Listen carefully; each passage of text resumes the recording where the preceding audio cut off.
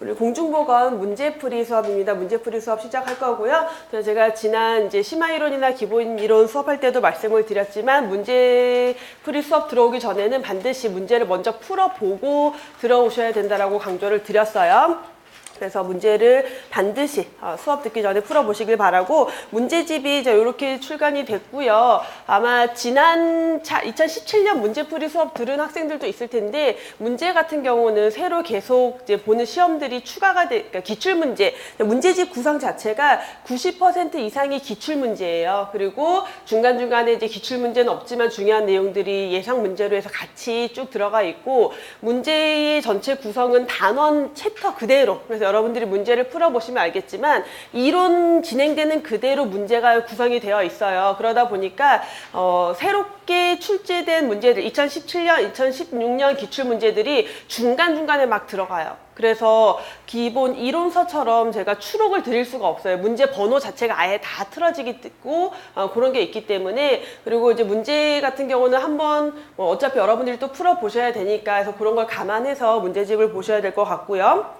문제집 전체 구성은 말씀드린 대로 챕터대로 그리고 이론대로 진행이 되기 때문에 사실 지금이 문제풀이 수업이기도 하지만 문제풀이와 동시에 기본 이론을 완벽하게 정리한다라는 생각으로 접근을 하셔야 돼요. 나 문제 풀어보는 거야가 아니라 내가 이론 정리한다. 그래서 문제를 통해서 이론을 정리한다라는 걸로 접근을 하셔야 되고, 또 하나는 이게 여러분들이 이론을 정리하는 마지막 시간이다라고 생각을 하셔야 돼요.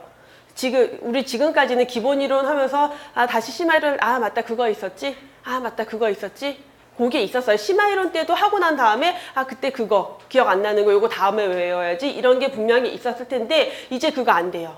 지금은 완벽하게 이제 3개월 정도 진행이 될 건데 3개월 동안 이 이론서의 내용을 완벽하게 정리한다라는 걸로 접근을 하셔야 돼요. 암기할 거 다 암기 되셔야 돼요. 문제 풀면서 암기 다 해야 되고, 문제풀이가 끝났을 때 암기가 다 되어 있어야 되고, 그래서 3개월 동안의 문제풀이 수업이 끝나고 나서 모의고사를 볼 때는 내가 진짜 시험을 본다라는 생각으로 시험 보는 연습이지 이론 정리하는 게 아니에요, 모의고사는. 그래서 여러분들 지금 3개월이 굉장히 중요한 시간이고, 지금 1월이잖아요. 새해잖아요, 여러분. 우리 새해는 항상 어떤 마음, 새로 시작하는 마음. 여러분들은 새로 시작한 거예요. 굉장히 중요한 거예요. 내가 하다가 이렇게 지치다가도 1월이 됐으니까 새롭게 여러분들 마인드 세팅, 난 공부 지금 다시 시작하는 거야. 당장 5월달, 6월달에 시험이 있어요. 그럼 5개월 동안 내가 정말 내 모든 에너지를 다 쏟아 부어서 합격해야지 라는 걸로 내용 다 정리하고 그리고 문제 풀고 진행이 될 거예요. 벌써 목이 메네. 자, 그래서 이렇게 진행이 될 거고, 제가 그 예전에, 그러니까 2018년, 17년, 그러니까 16년, 15년 수업을, 과거 수업을 할 때 제가 주로 이제 얘기 드렸던 게 뭐가 있었냐면은, 저희 합격생들이, 여러분들 이렇게 공부하다 보면 독서실 앞에 뭐 보여요? 창밖에 보이나요? 지금 안 보이나요? 옛날은 이렇게 창밖을 보게 돼 있었거든요. 근데 창밖을 딱 보면은 여러분 자습실 앞에 보이는 데가 바로 빕스였어요. 그래서 우리 학생들이 저 빕스를 쳐다보면서 우리 합격해서 저기 빕스 가자 라는 얘기를 하면서 학생들이 공부를 했었고, 이제 그 학생들이 찾아왔어요. 그래서 그렇게 공부를 했는데 합격했다, 우리 수강생들이었고, 그래서 제가 그 친구들을 데리고 이제 빕스에 가서 맛있는 밥을 사주면서 먹으면서 그 뒤로 수업할 때 제가 그 얘기를 이제 하면서, 여러분들 합격하면 저에게 오셔서 저랑 같이 빕스 먹으러 가자, 제가 사드리겠다라고 굉장히 많이 말씀을 드렸었고, 꽤 많이 갔어요. 그래서 학생들 찾아오고. 근데 이게 오프라인 학생들만 얘기 드리는 게 아니라 온라인 학생들이 여기에 힘을 많이 받는다라고 하시더라고요. 그래서 온라인으로 수업 듣던 학생들도 이제 찾아오는 경우에 와서 같이 간 적이 있었는데, 제가 오늘 이 얘기를 드리는 이유는 뭐냐면, 학생 한 분이 또 연락이 왔더라고요. 학원으로 연락이 왔는데 의료기술직 준비하시는 학생이었고, 아마 이제 16년 강의 들으시고 떨어지셨던 것 같아요. 그래서 포기할까 하다가 그 빕스가 그렇게 생각이 나더래요, 이 학생이. 그래서 한 번 더 준비를 해서 붙었어요.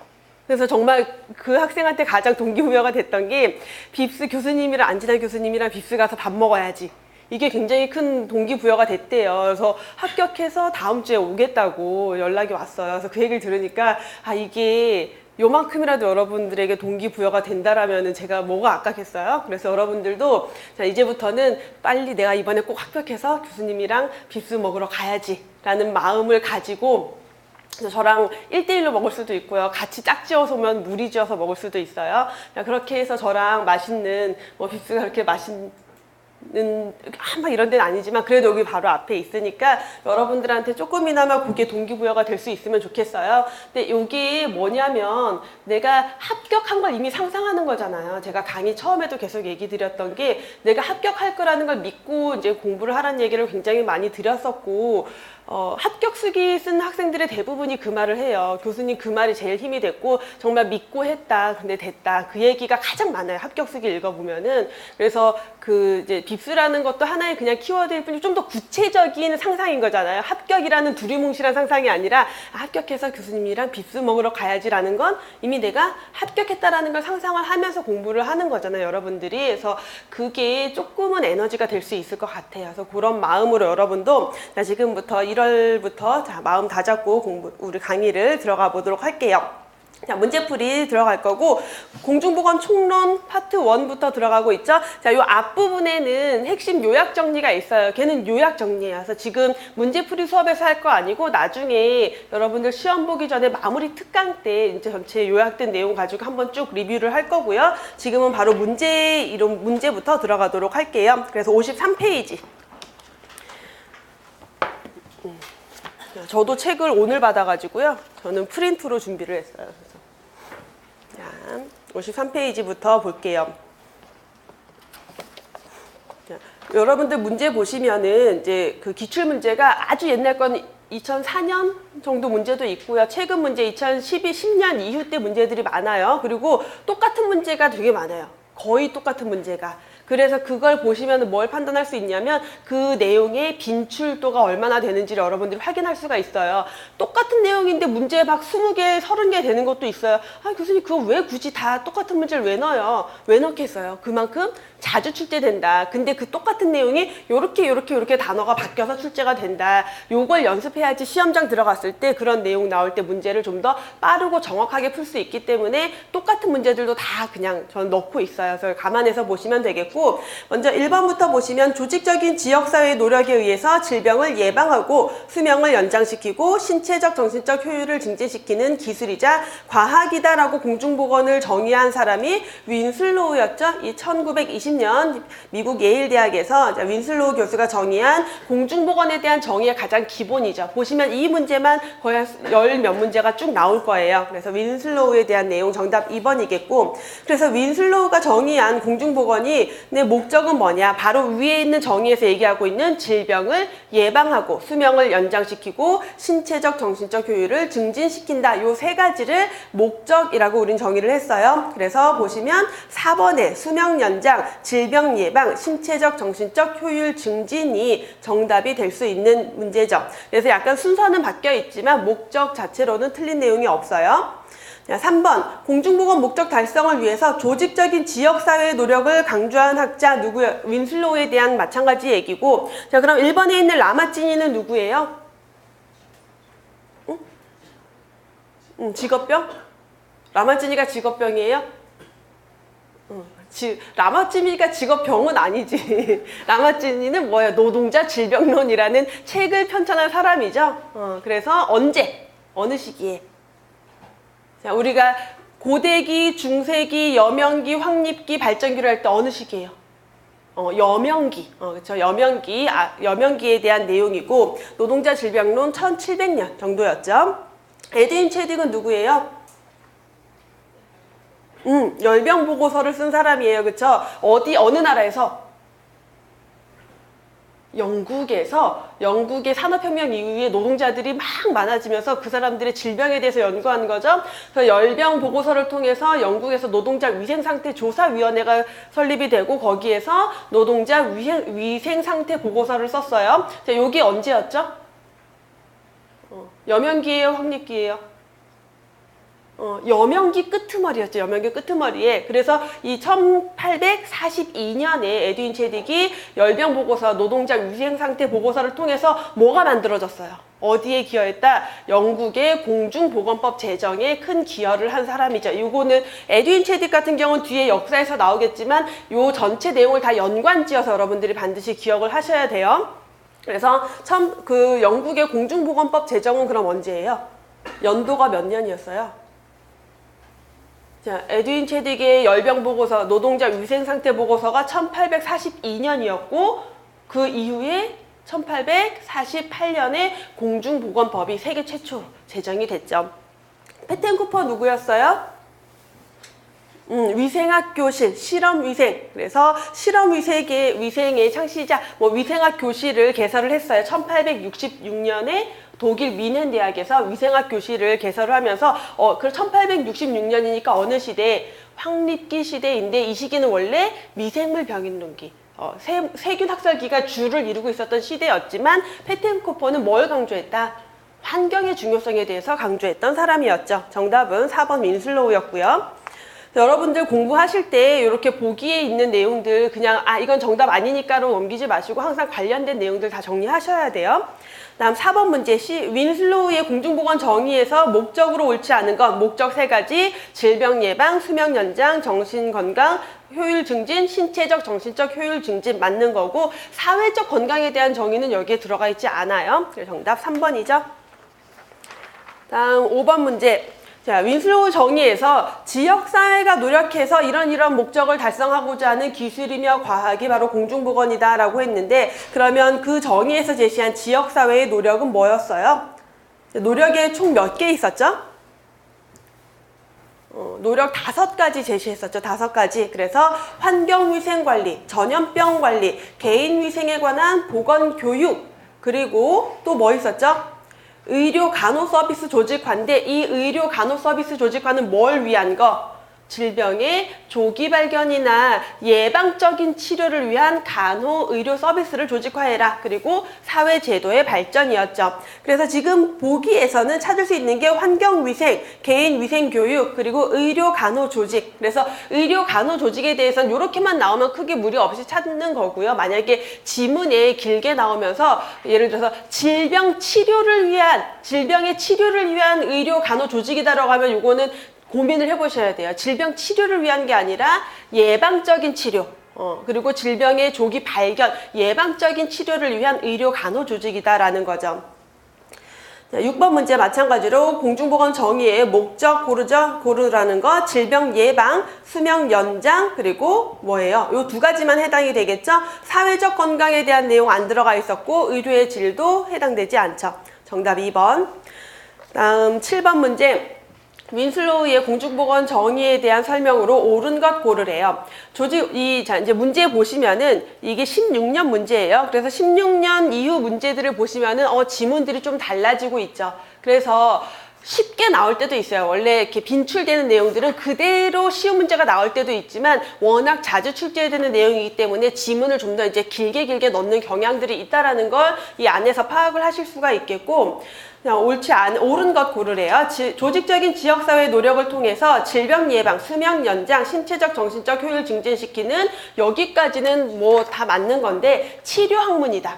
공중보건은 치료 학문은 아니죠.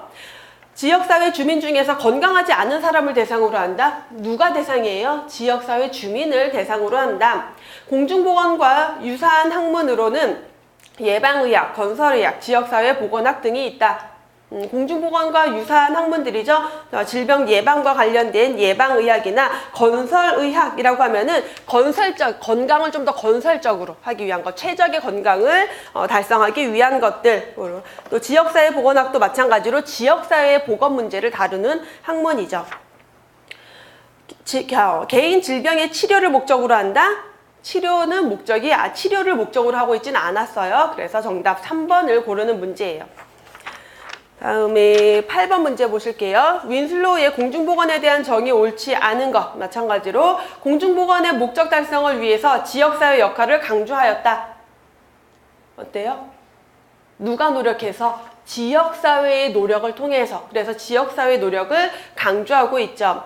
지역사회는 환경위생 향상, 감염병 관리, 보건교육 이런 노력을 통해서 주민의 질병 예방, 수명 연장에 힘써야 된다.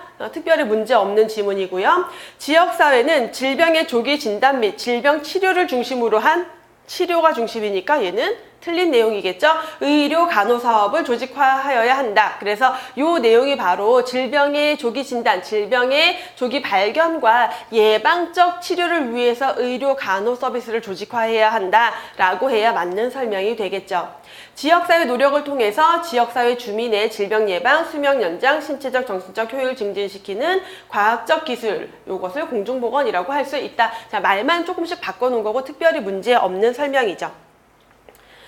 그래서 여러분들이 윈슬로우의 공중보건 정의 우리 다 이미 알고 있고 얘는 뭐 암기되어 있고 지금 이런 노력에 대한 거 보는데 교재 찾아보면 안 돼요. 이건 여러분들 머릿속에 이미 다 들어가 있어야 돼요. 그래서 지역사회가 노력을 한다. 질병 예방, 수명 연장, 신체적, 정신적 효율 증진시키는 기술, 과학이고 지역사회의 노력은 이렇게 5가지 환경위생관리, 전염병관리, 그리고 보건교육. 여기에 오답으로 자주 들어가는 것 중에 하나가 만성병관리.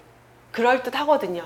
우리가 왜 최근에 와서 워낙 만성질환에 대한 거 건강증진에서 중요하게 보다 보니까 만성병 관리 오답으로 자주 넣어요. 근데 만성병 관리 아니고 전염병 관리, 보건교육, 그 다음에 예방적 치료 위한 의료 간호 서비스 조직, 사회 제도 발전을 노력으로 제시하고 있죠. 그래서 10번 문제에 이어서 9번 문제 이어서 볼게요. 공중보건에 대한 설명 옳지 않은 것. 공중보건이란 공중의 건강을 향상시키는 과학이라 할 수 있다. 특별히 문제 없는 설명이고요. 개인과 가정의 건강 향상을 위해서 생활 환경 개선을 위한 노력을 공중보건이라 할 수 있다. 이건 어때요?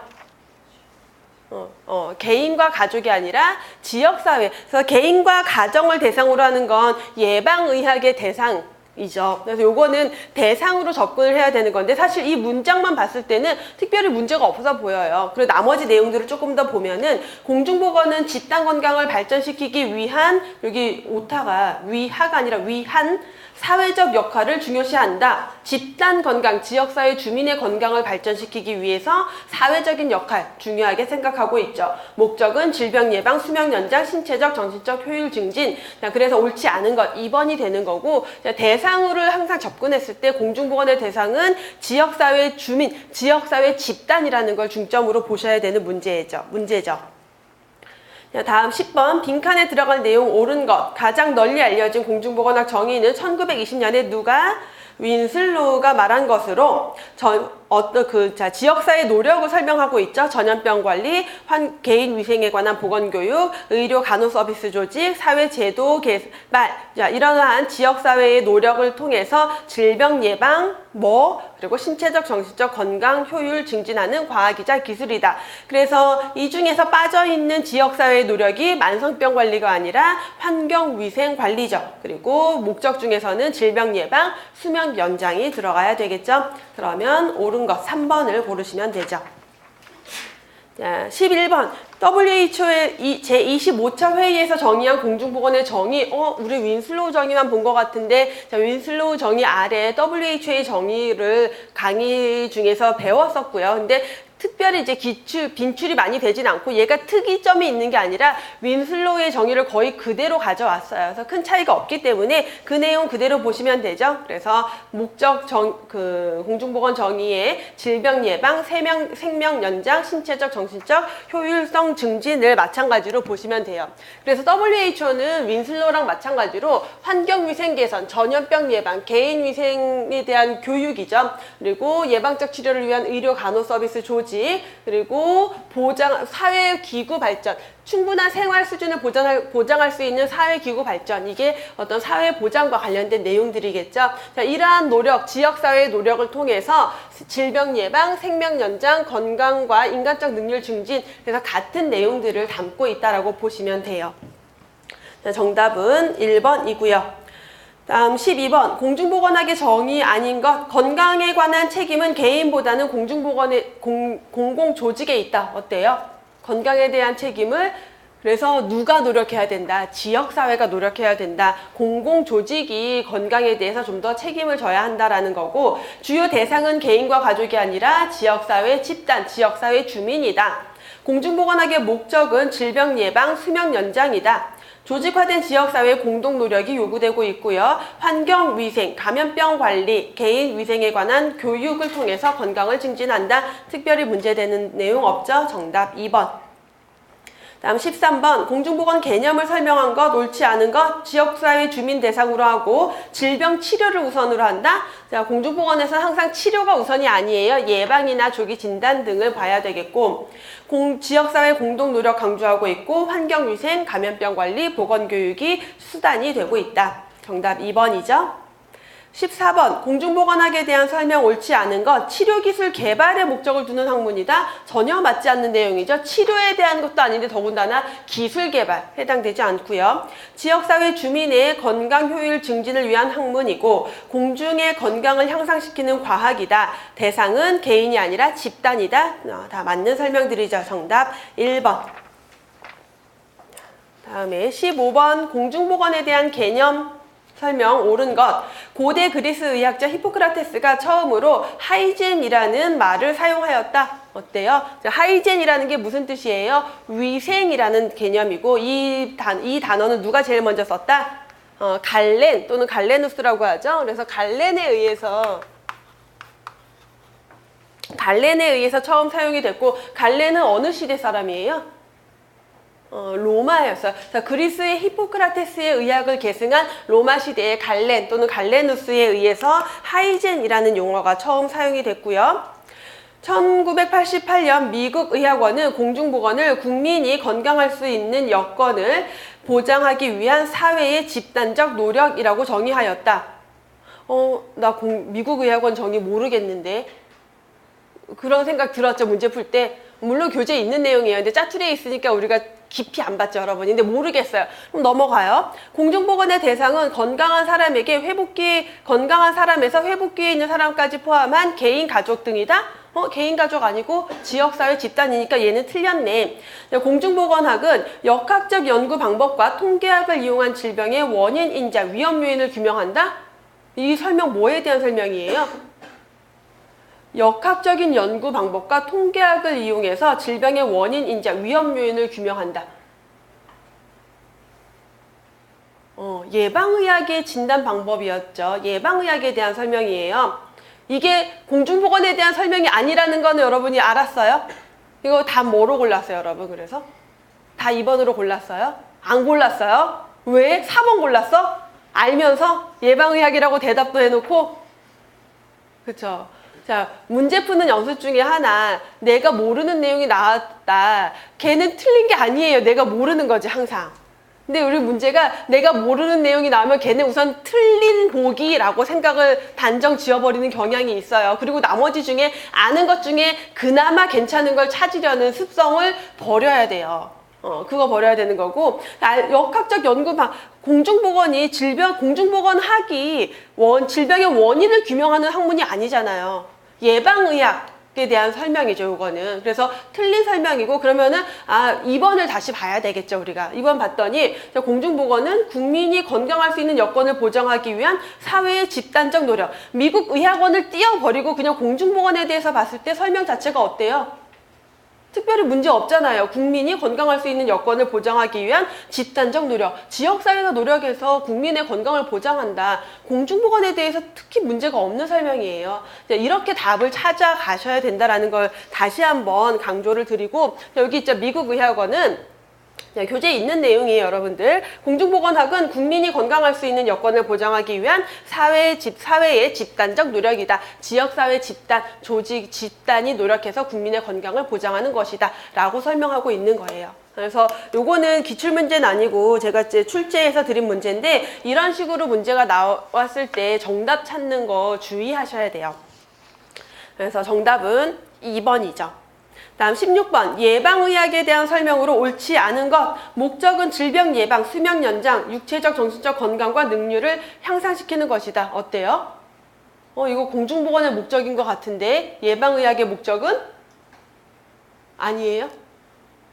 그래, 그러면 한번 두고 갈게요. 개인 및 가족이 대상이다. 요건 맞는 것 같죠? 역학적인 연구 방법과 통계학을 이용하여 질병의 원인 인자를 규명한다. 바로 위에 그 15번 문제에 있던 설명이죠. 이게 예방의학에서의 진단 방법이다라는 거고, 투약, 수술, 재활, 상담. 이거 어디에서 쓸까요? 임상의학에서 쓰는 내용이죠. 그러면 내가 잘 모르겠어도 얘가 답이 돼야 되는 거고, 아마 요거는 1번이 얘는 1번은 공중보건의 목적인데 그럼 틀린 거겠지 라고 푸신 분들도 있을 거예요. 자, 예방, 이거 여러분 잘 보여요, 글씨? 오늘 왜 이렇게 얘가 흐리게 보이지? 괜찮아요? 보여요? 안 보여요? 왜 대답을 안 해주지? 어쩌라고. 이게 이상하면은 수정을 해야지. 보여요? 그 스크린에는 보여요? 여러분들 교재에서 우리 공중보건, 예방의학, 임상의학 구분해서 볼 때 대상, 공중보건은 지역사회 집단을 대상으로 하고, 예방의학은 개인, 가족을 대상으로 하고, 임상의학은 환자를 대상으로 한다. 근데 공중보건과 예방의학은 대상은 다르지만 목표는 같아요. 예방의학과 공중보건, 그래서 우리 그 예방의학과 공중보건은 한 권의 책으로 나와요, 사실. 의학에서, 의대에서 보는 교재로는 예방의학과 공중보건이 한 권의 책이에요. 한 권의 책으로. 그래서 공중보건을 좀 더 개인과 가족에게 접목시키는 게 예방의학이다라고 보시면 돼요, 좀 더. 그래서 목표가 같다라는 게 특징이었죠. 진단 방법을 봤을 때 아까 이 역학과 통계를 이용해서 질병의 원인 그리고 위험 요인을 규명한다. 이게 예방의학에서 하는 방법이라면 공중보건은 어떤 방법을 하느냐. 역학 연구, 보건 통계 이런 것들을 통해서 지역사회의 보건 수준을 평가해요. 그 다음에 또 뭐 할까요? 제가 여긴 좀 요약해서 적어놨지만 그 지역사회 주민의 어떤 요구도도 파악해요. 그래서 우리 지역사회에 지금 문제가 뭔지 그런 것들을 파악해서 거기에 맞는 보건사업을 하잖아요. 처방이 보건사업이잖아요. 보건사업을 위해서 이렇게 지역사회 주민의 건강 문제라던가 어떤 여러 가지 보건 수준 평가하고 요구도도 평가하고 지역사회에 있는 자원 뭐 이런 것도 확인해서 보건사업을 하는 거죠. 어떻게 법이나 규제나 체계관리, 보건사업 또는 위생관리 등을 통해서 접근을 하는 거고, 예방의학은 역학, 통계학을 통해서 원인을 규명한 다음에 그거를 1차, 2차, 3차 예방의료 서비스에 접목시키는 거예요. 의학은 이런 의료 면담, 신체검사, 의료 장비 이용해서 검사하고 투약, 수술, 재활 등으로 건강 문제를 해결하고자 하죠. 요게 차이점이에요. 머릿속에 딱 박으셔야 돼요, 이제는. 나중에 봐야지 안 되고, 문제풀이에서 하는 내용은 다 여러분 머릿속에 딱 들어가 있어야 돼요, 딱.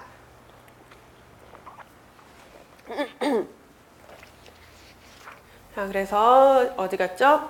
16번 정답은 4번이죠? 다음 17번. 보건조직이 공중보건 사업을 수행하는 데 있어서 최소 대상은 누구다? 지역사회 주민이다. 쉬운 문제죠? 자, 2017년 충북문제. 대상으로 가장 옳은 것 지역사회 주민. 그래서 여러분들 실제 문제 풀러 가보면요, 이미 이제 시험 몇 번 봐보신 분들도 있겠지만 한 80%는 되게 쉬운 문제 나와요. 항상 헷갈리고 이렇게 약간 논란의 소지가 되는 게 한 4문제 선이에요. 그래서 그걸 누가 잘 푸냐라는 게 문제겠죠. 공중보건학과 임상의학에 대한 설명 옳지 않은 것. 임상의학의 목표는 환자의 건강회복, 고통 경감, 장애 방지 등이고, 공중보건은 건강보호, 증진, 질병 예방이다. 임상의학의 대상은 건강한 사람에서 회복기에 있는 사람까지 포함한 개인, 가족, 인구 집단이다. 이거 어때요? 임상의학은 인구 집단을 대상으로 하질 않아요. 그냥 환자가 대상이죠. 공중보건 서비스 제공 전문 인력은 예방의학자, 임상의사뿐만 아니라 공중보건과 관련된 전문가, 보건학 관련 전문가를 다 포함한 지역사회 조직이다. 옳지 않은 거 3번이죠. 다음 20번. WHO에서 제시한 공중보건 3대 핵심 원칙 하면 참여, 형평, 협동 3가지죠. 옹호 가능화 조정은 건강 증진의 접근 전략 3가지였죠. 봉사, 법규, 교육, 요건 뭘까요?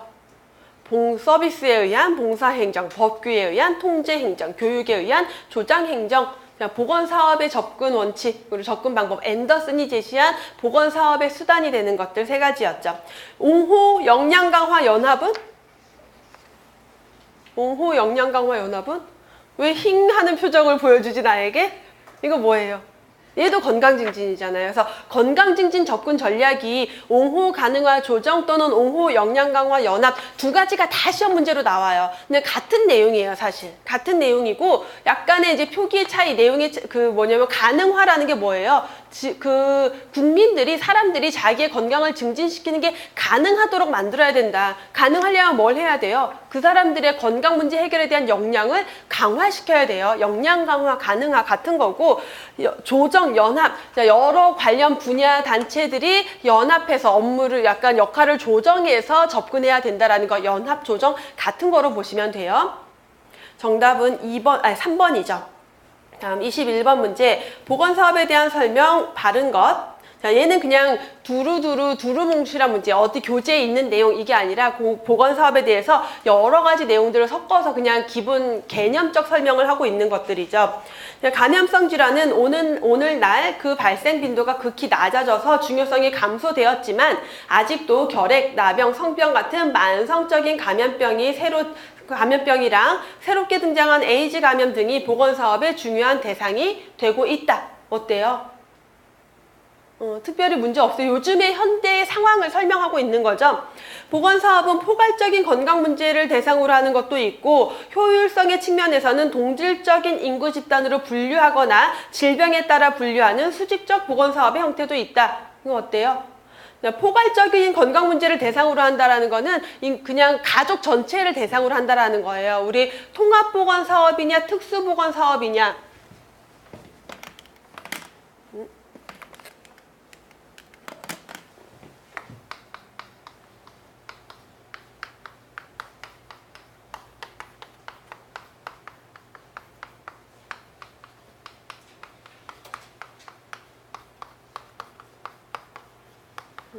자, 앞에서 설명하고 있는 내용 포괄적인 건강 문제를 대상으로 하는 게 통합보건 사업이에요. 그래서 이거는 보건 사업의 대상이 그냥 가족 전체예요. 그래서 이 가족의 전체적인 문제들을 포괄적으로 접근하는 게 통합보건 사업이라면 특수보건 사업은 어떤 특수한 계층, 특수한 집단, 특수한 건강 문제를 가진 사람 또는 뭐 모성 보건 사업, 모자 보건 사업이라던가 결핵 보건 사업이라던가 또는 뭐 예방접종 사업이라던가 이러한 특수한 문제별로 나눠서 그 문제에 집중적으로 들어가는 게 어떻게 좀 더 효율적으로 접근하기 위해서 이런 식의 동질적인 인구 집단을 묶어서 하는 사업을 특수보건사업이라고 해요. 그래서 얘를 질병에 따라 분류하는 수직적 보건사업의 형태도 있다. 수직적 보건사업이라고 하는 이유는 뭐냐면 이렇게 쪼갠 거예요.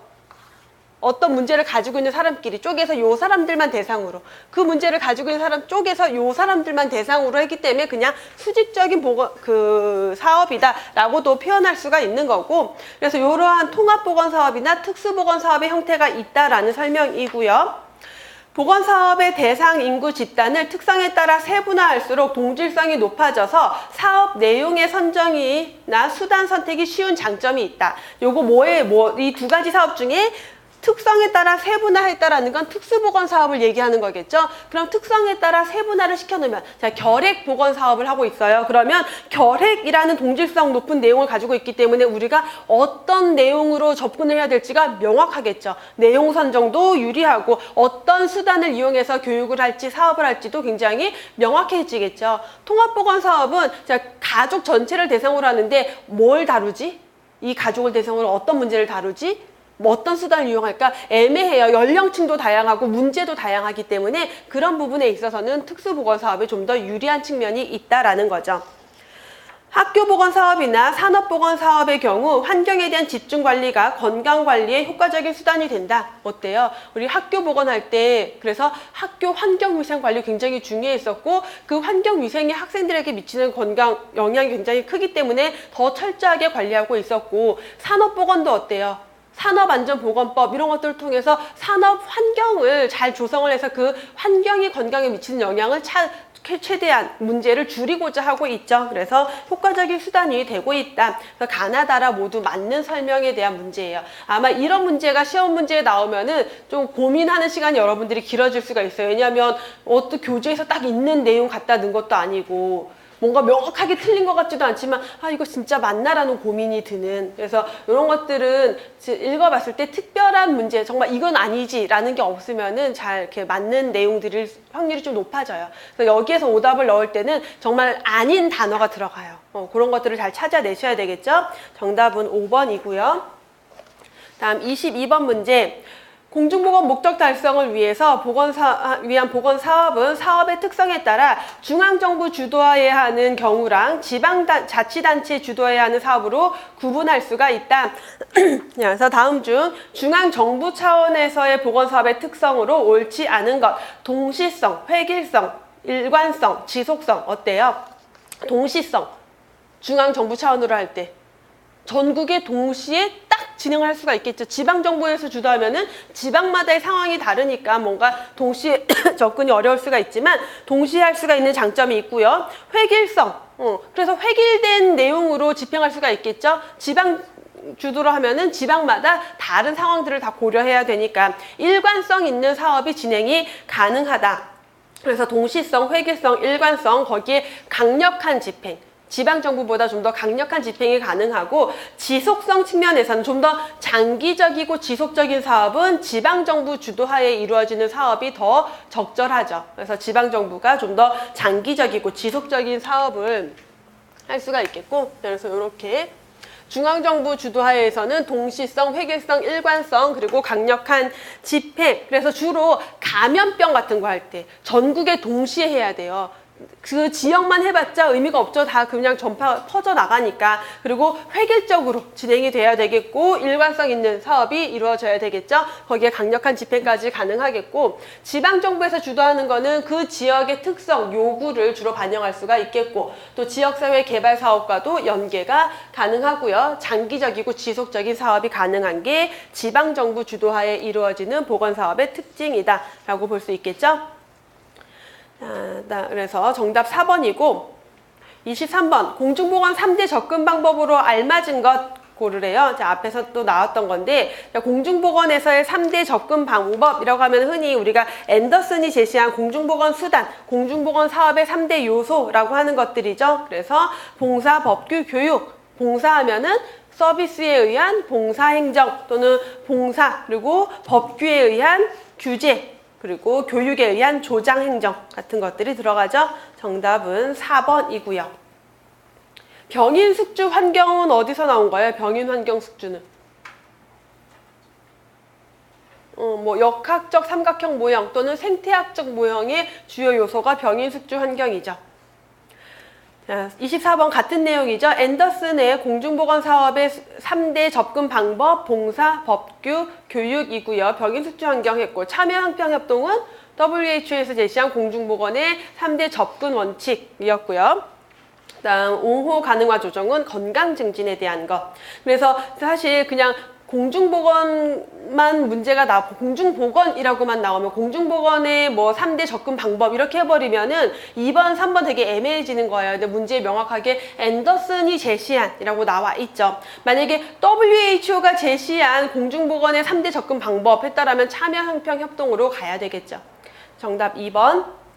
25번 공중보건 사업 시행 시 가장 중요하게 적용되는 보건사업 수단.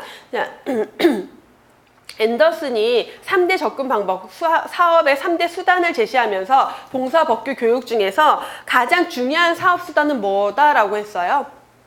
이 세 가지 중에 교육에 의한 조장행정이 가장 중요한 사업 수단이다. 그게 미치는 영향이 가장 크죠. 그래서 그 내용이고요. 공공정책에 관한 보건정책 집행, 법적 규제 강화를 통해서 법규 제정, 보건교육을 통한 지역사회 주민의 참여 호소, 그리고 보건의료적 접근 방법, 자, 이런 것들 중에서 가장 중요한 사업수단은 바로 보건교육이 되는 거죠. 정답 3번. 자, 26번은 여러분들 어려웠죠? 26, 안 어려웠어요? 답 뭐예요? 4번 잘 골랐어요? 아, 저만 이게 어렵겠구나 라고 생각을 했었나 봐요. 그래요. 아주 훌륭한데? 자, 이 건강도시에 대한 거고, 신공중보건 사업의 가장 대표적인 신공중보건 사업에 대해서 묻고 있는데, 자, 신공중보건이라고 하면요, 이제 우리 최근 1990년대에 들어와서 오타와 헌장 건강 증진을 강조하면서 이제 대두되고 있는 내용을 신공중보건이라고 해요. 그럼 구공중보건은 질병 예방, 전염병 이런 거에 좀 더 포커스가 있었다라면 신공중보건은 어떤 것, 건강 증진에 대한 것, 만성 질환에 대한 거에 좀 더 포커스를 맞추면서 이 내용을 조금 볼게요. 신공중보건 사업은 질병 양상이 과거 감염병에서 만성 질환으로 바뀌면서 공중보건 시대에서 신공중보건 시대로 넘어갔어요. 신공중보건의 시대인 거고, 신공중보건 사업의 가장 대표적인 게 바로 건강도시와 건강증진. 그래서 건강도시 사업, 건강증진 사업을 가장 대표적인 신공중보건 사업이라고 보시면 돼요. 그래서 이거는 사실 일반적으로 나오는 내용이라기보다는 이제 보건교육사 쪽 교재에서 있는 지문들을 이제 참고를 해서 문제를 출제했던 내용이고, 그래서 세계보건기구에서 건강도시에 대한 거를 이제 얘기했던 게 우리 교재에서도 신공중보건 개념할 때 신공중보건 사업을 WHO에서 모든 국가의 신공중보건 사업을 받아들여 라고 하면서 두 가지 건강도시, 건강증진을 강조할 수가 있겠고요. 그러면서 건강도시라고 하는 거, 사람들의 삶의 모든 기능을 수행하고 그들의 잠재력을 최대한 발휘할 수 있도록 물리적, 사회적 환경을 계속 개선하고 지역사회 자원을 확충하는 그러한 도시를 건강도시라고 하고 있고, 세계적으로 건강도시 사업이 쭉 진행이 되고 있죠. 우리나라도 마찬가지고, 더불어서 건강증진에 대해서는 오타와 헌장을 통해서 건강증진의 개념을 정리를 하고 있죠.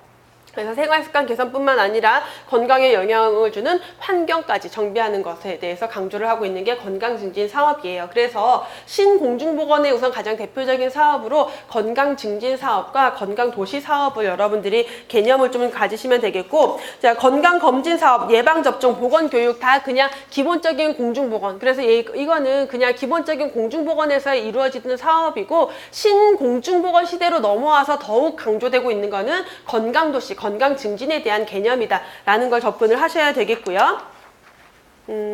여러분들 교재에 그래서 신공중보건에 대한 내용이 하나 더 있는데, 문제가 신공중보건 사업에 대한 설명 옳지 않은 것, 질병 양상이 감염병에서 만성 퇴행성 질환으로 바뀌면서 공중보건 시대에서 신공중보건 시대로 옮겨졌고요. 신공중보건은 개인적 그리고 지역사회 중심의 예방 서비스 간의 균형 기반을 두고 조기 치료, 재활, 장기 요양 서비스 이런 것들의 폭넓은 조화를 통해서 개인, 사회의 건강 상태를 보호하고 증진하려는 포괄적인 노력이다라고도 정의할 수가 있어요.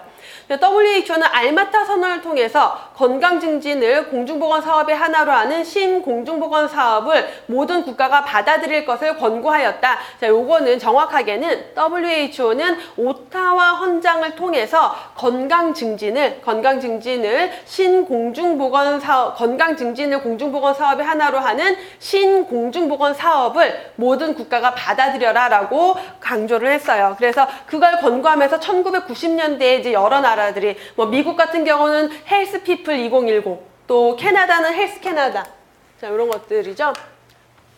오타 헌장에서 건강 증진을 공중보건 사업의 하나로 하는 신공중보건 사업을 받아들여라라고 권고를 하면서 이제 1990년대 들어와서 많은 국가들이 그 신공중보건 사업을 전개하고 있어요. 자, 그 대표적인 게 미국의 헬스피플 2010, 뭐 헬스피플, 또 헬스 캐나다, 일본 같은 경우는 헬스 재팬 21, 우리나라는 헬스플랜 2010에서 이제 헬스플랜 2020으로 넘어와서 지금 진행이 되고 있는 사업들, 이런 것들이 다 신공중보건 사업을 받아들여서 하고 있는 내용들이에요. 연관된 내용들이죠.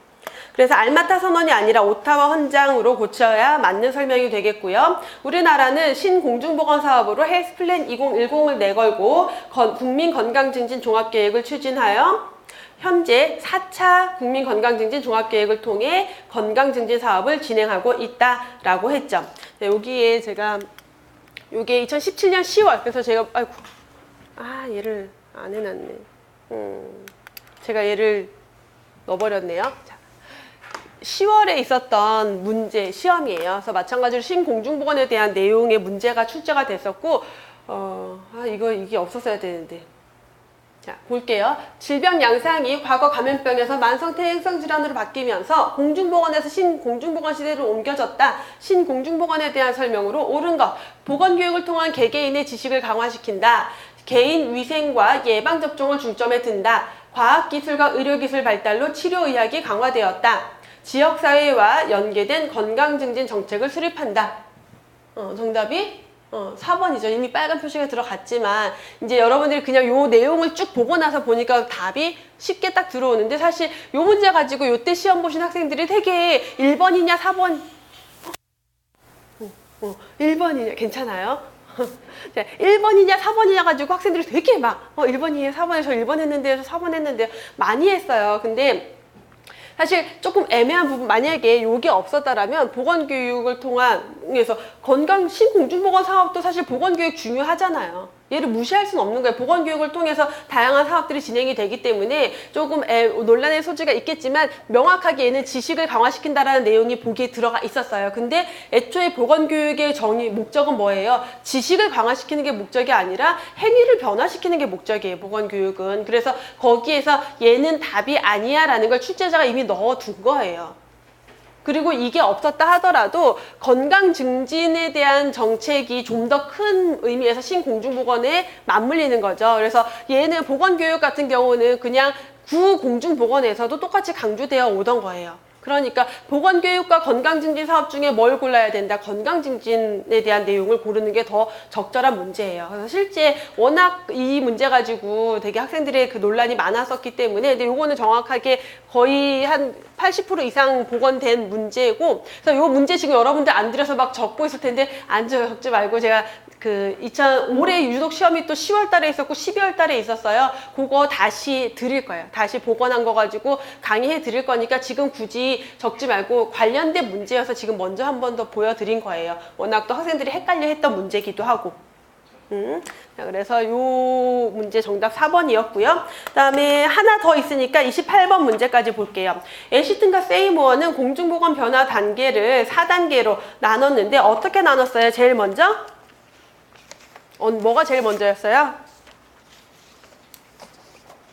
자, 보기에서 보시면은 우선 산업보건, 개인위생, 치료의학, 신공중보건 이런 것들 쭉 있는데 뭐가 제일 먼저겠어요? 얘네 네 가지들 중에서. 개인위생. 우선 딱 봐도 치료의학은 뒤일 것 같죠? 그리고 신공중보건 시대에 만약에 당연히 뒤겠죠. 그러면 산업보건의 시기랑 개인위생의 시기 중에 뭐가 더 먼저예요? 우리 공중보건 역사할 때 했잖아요. 산업보건, 라마찌니.